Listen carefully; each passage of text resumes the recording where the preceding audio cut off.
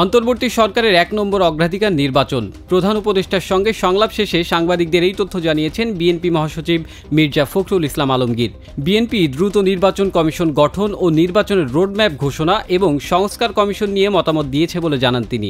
নির্বাচন কমিশন নিয়োগ আইন স্থগিত করে প্রধান রাজনৈতিক দলসমূহের ঐক্যমতের ভিত্তিতে অনতিবিলম্বে নির্বাচন কমিশন গঠন করতে হবে এবং আমরা একটা রোড ম্যাপ দিতে বলেছি।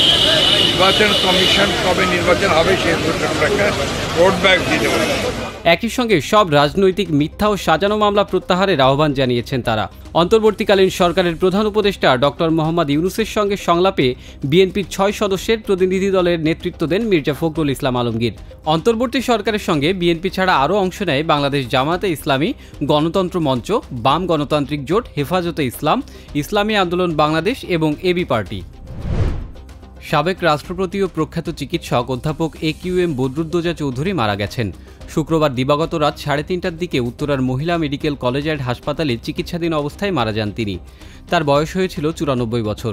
বি চৌধুরী নামে পরিচিত এই রাজনীতিবিদ 1978 সালে বিএনপির প্রতিষ্ঠাতা জিয়াউর রহমানের অনুরোধে রাজনীতিতে আসেন। 2001 সালের 14 নভেম্বর থেকে 2002 সালের 21শে জুন পর্যন্ত তিনি বাংলাদেশের রাষ্ট্রপতি ছিলেন। 2004 সালে তিনি বিকল্পধারা বাংলাদেশ নামে একটি রাজনৈতিক দল গঠন করেন। আকস্মিক বন্যায় শেরপুর ও ময়মনসিংহে 150-র বেশি গ্রাম তলিয়ে গেছে।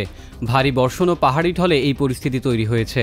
শেরপুরের নালিতাবাড়ি, শ্রীবর্দী ও ঝিনাইগাতী উপজেলায় কমপক্ষে 113টি গ্রাম এবং ময়মনসিংহের ধোবাউড়ায় 50টি গ্রাম বন্যার পানিতে প্লাবিত হয়েছে।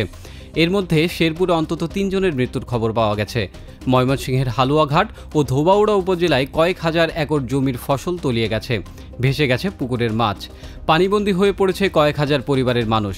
ভারী বর্ষণ ও পাহাড়ি ঢলে ভোগাই ও চেল্লাখালী নদীর বাঁধ ভেঙে পানি উপচে পড়ছে।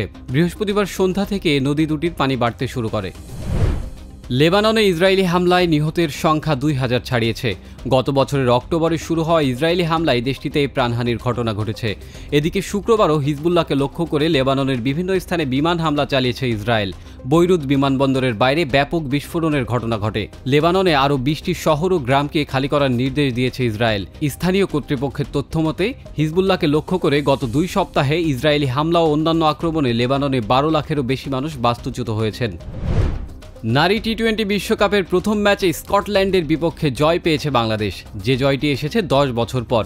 এমন জয়ের উচ্ছ্বাস নিয়ে নিজেদের দ্বিতীয় ম্যাচে এবার শক্তিশালী ইংল্যান্ডের বিপক্ষে মাঠে নেমেছে টাইগ্রেসরা।